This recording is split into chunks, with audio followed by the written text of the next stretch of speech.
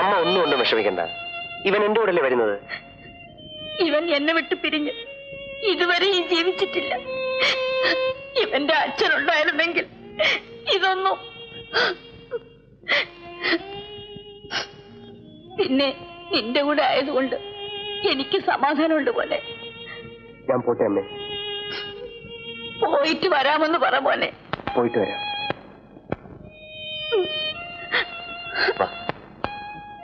ഞങ്ങൾ വരട്ടെ അമ്മേ.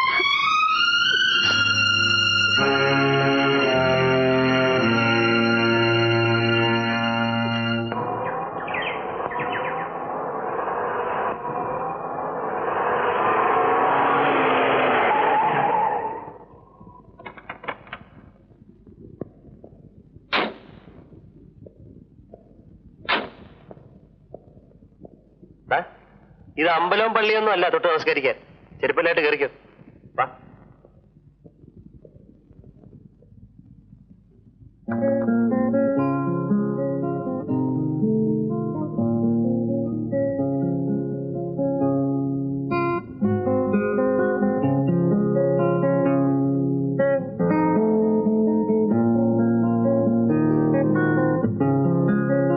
ഇതാണ് ശംഭു മഹാരാജാവിന്റെ കൊട്ടാരം.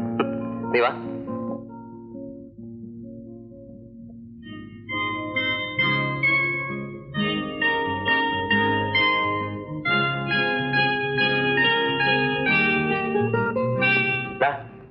ഞാൻ പുറത്തേക്ക് പോകുന്നു.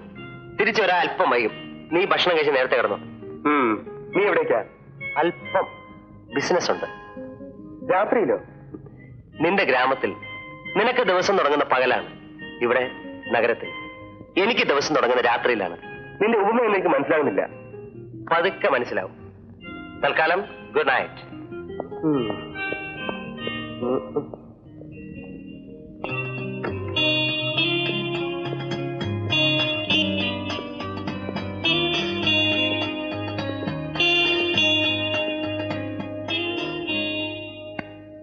നീ ഊണ് കഴിച്ചില്ലേ? നീ വരട്ടെന്ന് കരുതി. ഞാൻ വരുന്നത് വരെ കാത്തിരിക്കാൻ നീ ആരാ? എന്റെ ഭാര്യയോ?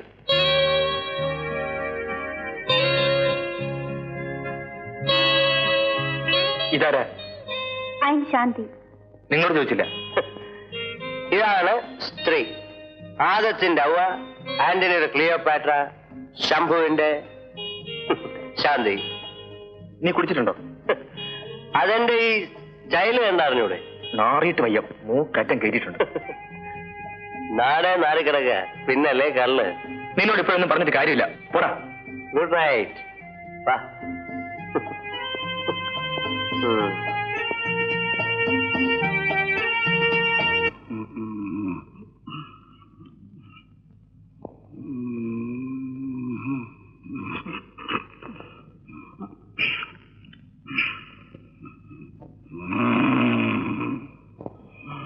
നിന്നെ കെട്ടാൻ പോകുന്ന ആള് ഇതറിഞ്ഞാലോ? എങ്ങനെ അറിയാലോ? ബിസിനസ് നടത്താനുള്ള സമയം തന്നെ പുള്ളിക്കാരനില്ല.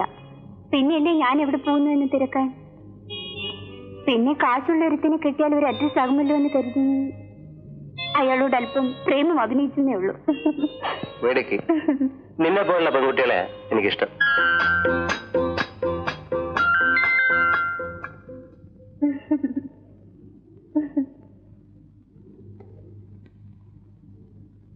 വൈകിട്ട് കാണാം.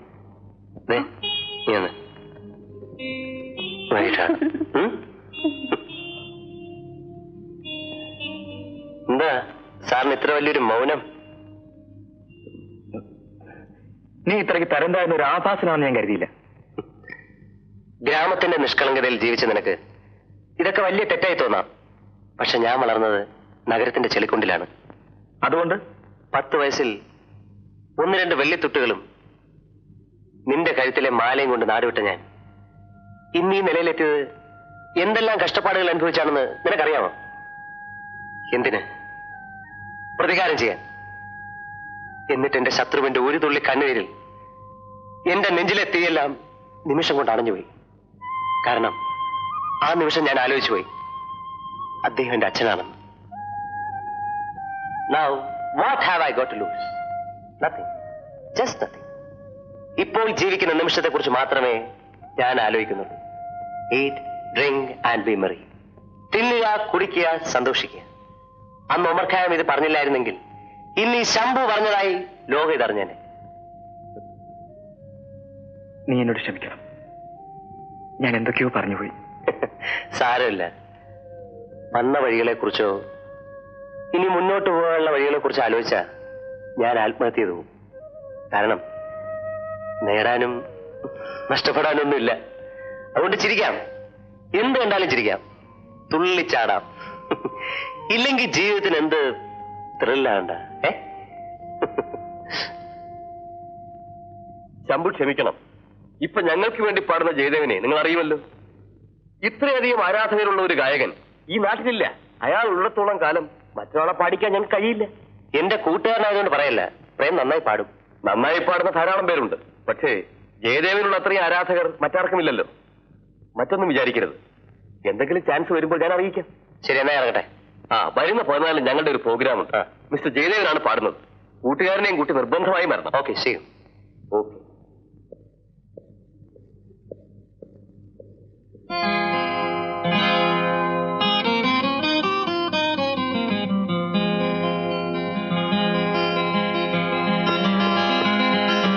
എന്റെ പൊന്നളിയാ, രക്ഷിക്കണം. എന്താ കാര്യം? കാര്യം പറഞ്ഞ നീ ചൂടാവല്ലേ? നീ കാര്യം പറയും. ആ വിമൻസ് കോളേജിന്റെ നടയിൽ ഒരു പെണ്ണളിയാ. പെണ്ണെന്ന് വെച്ചാ ഓറഞ്ചിന്റെ അല്ലി പോലത്തെ ചെവികൾ, കണ്ണുകളിൽ മുന്തിരിപ്പഴം, ചുണ്ടുകളിൽ തൊണ്ടിപ്പഴം. എനിക്ക് അവളെ ഒന്ന് വളയ്ക്കണം. നിനക്ക് മലക്കറിക്കാരികളെ കിട്ടുള്ളടാ വളയ്ക്കാൻ. മലക്കറിക്കാരിയൊന്നുമല്ല, കോളേജിൽ പഠിക്കുന്ന പെണ്ണ്. ഞാൻ അവളുടെ സൗന്ദര്യം വർണ്ണിച്ചതല്ലേ. എന്നാ പോയി വളയ്ക്കുകയോ ഒടിക്കുകയോ എന്തെങ്കിലും ചെയ്യും. അതിന് ഞാനെന്ത് വേണം? അല്ല, അവളുമായിട്ട് എന്തെങ്കിലും ഒന്ന് പേശണ്ടേ? വേണം. അപ്പോൾ അവൾ തിരിച്ചു വല്ലതും പേശണ്ടേ? ആദ്യം നീ സംസാരിക്കേ. ചുമ്മാ കയറി സംസാരിച്ച ചിലപ്പോ അവളുടെ കൈ എന്റെ കരണക്കുറ്റിക്ക് വരും. പിന്നെന്ത് ചെയ്യും? നീ ആദ്യം അവളുടെ ഡീറ്റെയിൽസ് ഒന്ന് അറിയണം. തല്ല് എനിക്കായിക്കോട്ടെ അല്ലേ? അയ്യോ, തല്ലുകൊള്ളാത്ത വിത്തൊരു വഴിയുണ്ട്. നീ വാ, ഞാൻ പറഞ്ഞുതരാം. താമസം അവള് പോകും. ചോടാ.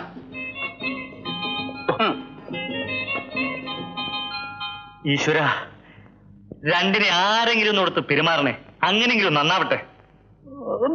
അയ്യോ,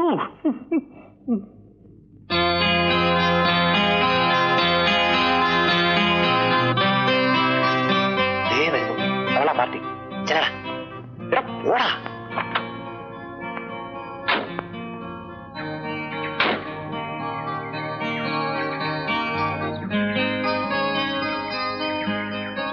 കുട്ടിയല്ലേ? അല്ല, എവിടെയോ കണ്ടു പരിചയമുണ്ട്. പേരോർമ്മയില്ല. ത്രേസിക്കുട്ടിയല്ല, ദേവി. ആ, വാസുവേട്ടന്റെ മകളല്ലേ? അല്ല, അച്ഛന്റെ പേര് രാഘവന. ആ, വീട് കല്ലുപാലത്തിനടുത്തല്ലേ? ഞാൻ ഹോസ്റ്റലിലാ താമസിക്കുന്നത്. പിന്നെ വീട്ടുപേര് മറന്നുപോയി. വട്ടപ്പറമ്പിൽ. അച്ഛൻ ഇപ്പോൾ സിംഗപ്പൂരില്ല. അയ്യോ, ഞാൻ ഉദ്ദേശിച്ച ആളല്ല. എനിക്ക് ആള് തെറ്റിപ്പോയി, ക്ഷമിക്കണം.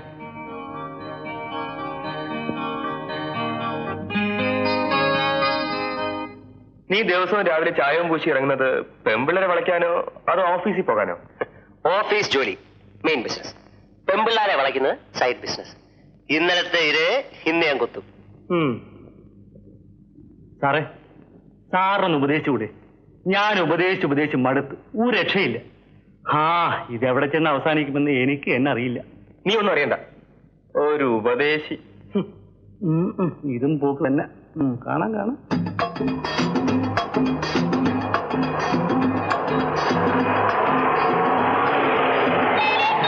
ഹലോ ദേവി, രാഘവ മാവന്റെ മകൾ ദേവിയല്ലേ?